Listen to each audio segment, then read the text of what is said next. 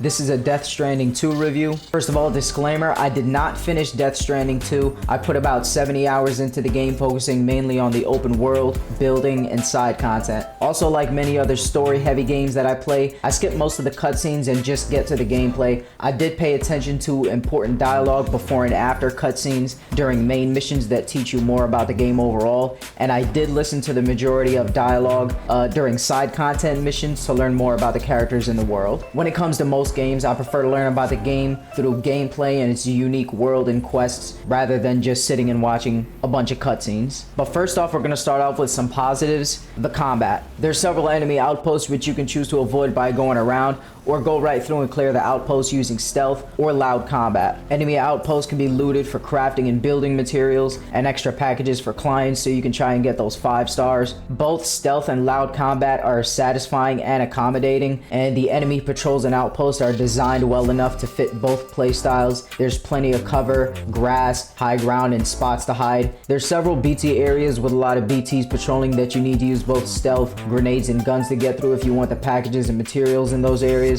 The BTs are extremely intimidating too. When you enter a BT area, the sky and the weather changes. They look like faded shadows, so they're hard to see. And depending on whether you're chasing story or doing more open world exploration and side content like me, you're gonna have a really hard time fighting them without those story mission weapons and upgrades. Next up, the boss fights. Another good thing, the few boss fights that I did play, I think it was 2 boss fights, a BT and an octopus monster. The few boss fights that I did play were a really fun challenge of trying to keep your cargo perfectly safe in the middle of fighting massive robots and titan-sized BTs. It was a really fun and weird balance of the gameplay mechanics, but I liked it. Next up are the controls. I'm really impressed with the skill put into the controls and gameplay to feel really good using multiple systems at once. Both combat and cargo management on the PS5 controller feel pretty good. Hiking and driving feels overall pretty good, other than sometimes a small rock putting a hard stop to you dropping all your packages. Alright, we're moving into negative territory.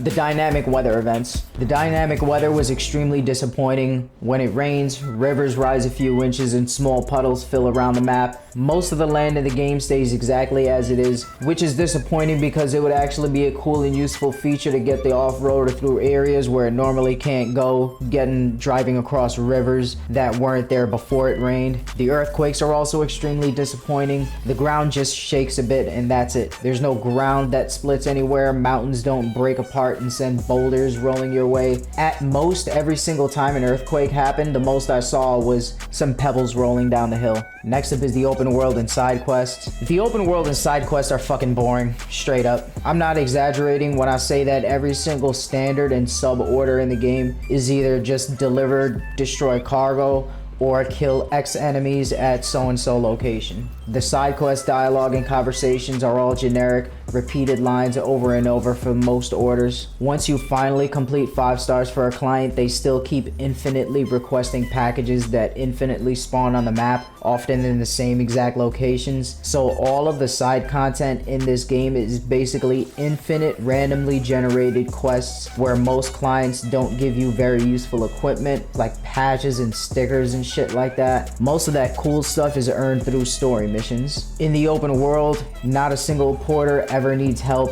The bandits and enemies are glued to the outpost and they're never out in the world causing any trouble. I'd like to once in a while rescue a porter from some BTs or raiders, or rescue animals being kidnapped by other soldiers, or something other than a generic nothing world.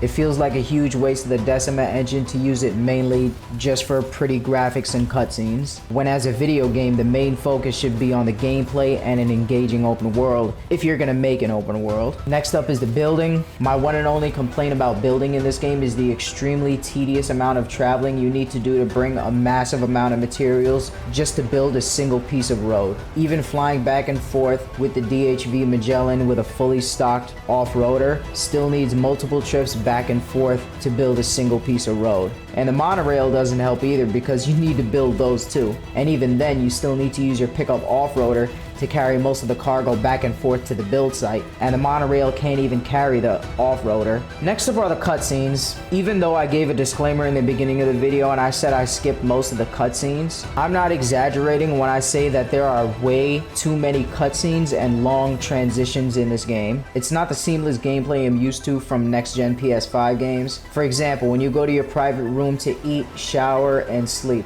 there are mini cutscenes for every single piece of food you eat and drink you sip. There's 3 cutscenes for when you shower, 2 for sleeping and waking up. There's 1 for just walking up, grabbing the baby 2 feet away from me. Multiple for just exiting the room and taking the elevator up. When you put items onto the truck or onto your carrier, there's a cutscene, and it just goes on and on and on. There's just so many cutscenes and unskippable transitions that slow the game down so much it becomes miserable to sit through. For the score, I'm giving Death Stranding 2 a 6 out of 10. The graphics are nice, there's some cool technology to play with, the performance is great, the boss fights are kinda cool, but the dynamic weather that Kojima was flexing about during all his Death Stranding 2 interviews is just boring and mostly insignificant. The open world and all of the infinitely pre-generated packages and side quests are a massive disappointment. Client interaction for side quests feels very minimal, generic, and just disappointing overall.